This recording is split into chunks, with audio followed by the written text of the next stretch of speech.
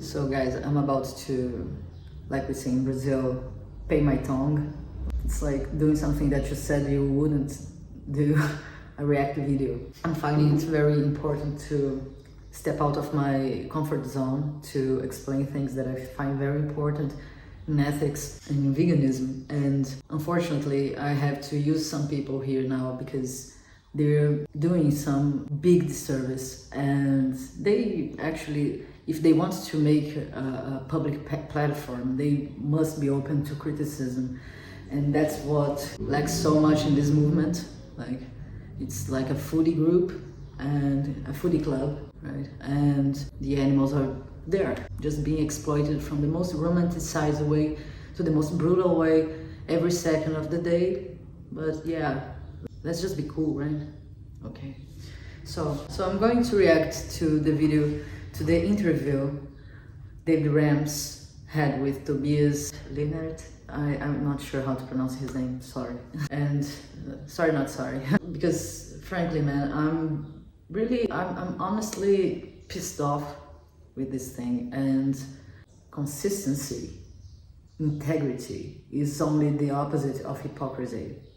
And to say something and doing another. If you say animal oppression is wrong, you have to live by it. You can't say like, no, sometimes it's not, it doesn't make any sense. It's not honest, it's not rational, it's not logical, so it can't be taught. It's actually the opposite of pragmatic, which he's going to talk about, but anyway, so let's do it. Would you ever tell a racist or a slave owner to reduce by what they're doing? Then why would you tell people to reduce in this case then? How do you respond to that? Some people would say that you're weakening this movement, that you are making veganism and the plight of the animals less urgent, less radical, and ultimately less effective. Do you agree? What if the biggest mistake vegans make is demanding full commitment? Tobias Leenaert believes that progress... Well, I wanted to comment that right away.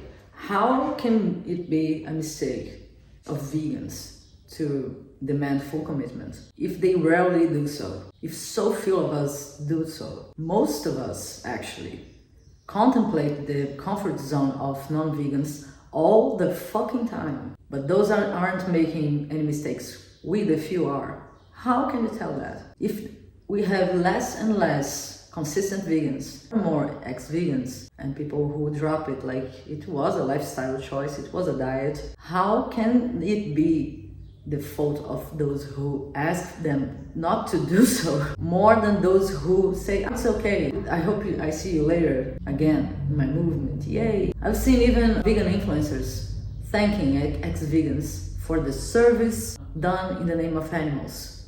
I'm not kidding. So, okay. Progress, not purity, is the best way to save more animals. I'm sorry for pausing again so quickly, but progress, not purity. What in the... First of all, progress could be like an objective word, right? The progress you make in a career, in some work, something, an objective process. Transforming people's mindsets and morals radically, because they have to do so in order to respect animals, to have a consistent behavior, to not be like tempted to, like, that's the thing I think vegans don't get, many vegans, if not most vegans.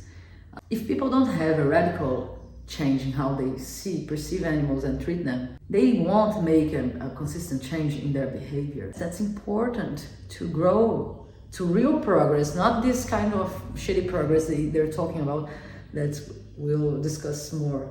Now, purity, come on, man. It's like we're asking people to not step on the grass because they're gonna kill ants. We're not doing that. We're saying that a little cheese, a little oppression here and there, encouraging the idea that a bit of oppression is okay. Being against that is not purity, is integrity.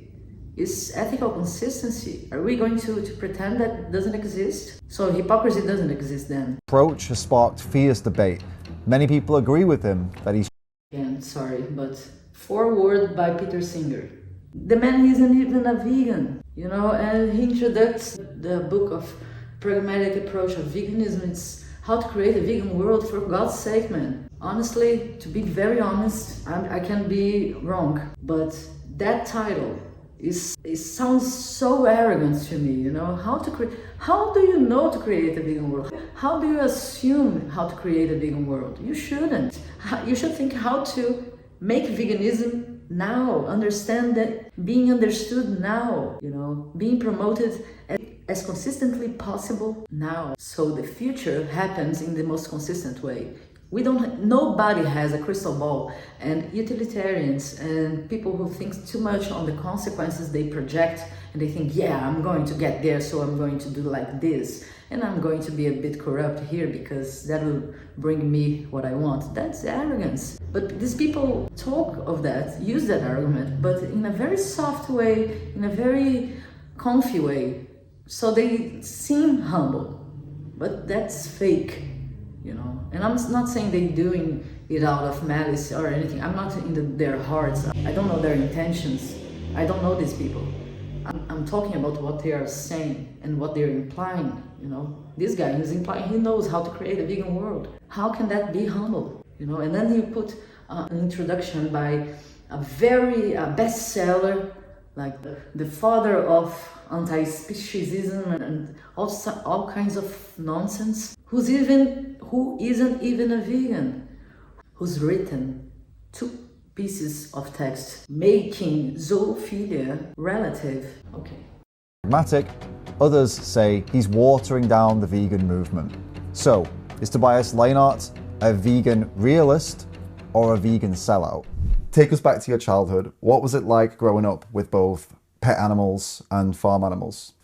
Yeah, so we always had cats and dogs, and then we also had, like every year we had 30 chickens for our own consumption, and then there were cows around the house from farmers. Right. At some point, while I was eating chicken, I was also very concerned about chickens that looked sick, and I would take them inside the house and put them in a box, and I didn't know what I was doing, but I was trying to help them, and at some point I said I don't want to eat these chickens anymore. And then after some time my father said, like, okay, we're gonna stop eating them as well, and we're not gonna raise them anymore. So if you can imagine yourself back then where you had a dog and a chicken, like, was there any one particular moment of realization where you looked at them and said, I see no difference, and we need to stop this? It was with a cow, actually. Okay, right. So our garden was bordered a pasture where there were cows, and the cows often came up to the fence. Right. And I remember looking in their eyes a lot, and at one point wondering, like, okay, what is the difference between you and my dog, and what justifies that I kill and eat you, or eat you at least, and just pet the dog and cuddle with him, etc. And I couldn't find a difference. And so at that moment I said, like, okay, I have to stop eating animals. I became sort of active in an animal rights group, and I got more and more interested in that. And then I had to choose the topic for my master's thesis. And I chose the human-animal relationship. And by the time I finished, I was so enthralled by this topic, and I was so convinced, like, oh my God, this can have such an impact, and this is such an important cause, that I think at that moment I decided, okay, this is what I spend the rest of my life on. Your book, How to Create a Vegan World. Okay, so I would like to make now an analysis of what he's said in this last part. He clearly shows he's always cared for animals in some degree, right? First with the chickens, then with the cow, then he started thinking further, studying it. It all began, he himself admitted that his journey as a vegan, as he says he's a vegan, I wouldn't say he is, but he's saying that he turned vegan and everything started with an ethical concern for animals. But you see, his concern is always with the well-being of animals, the chickens being killed, the cow, and then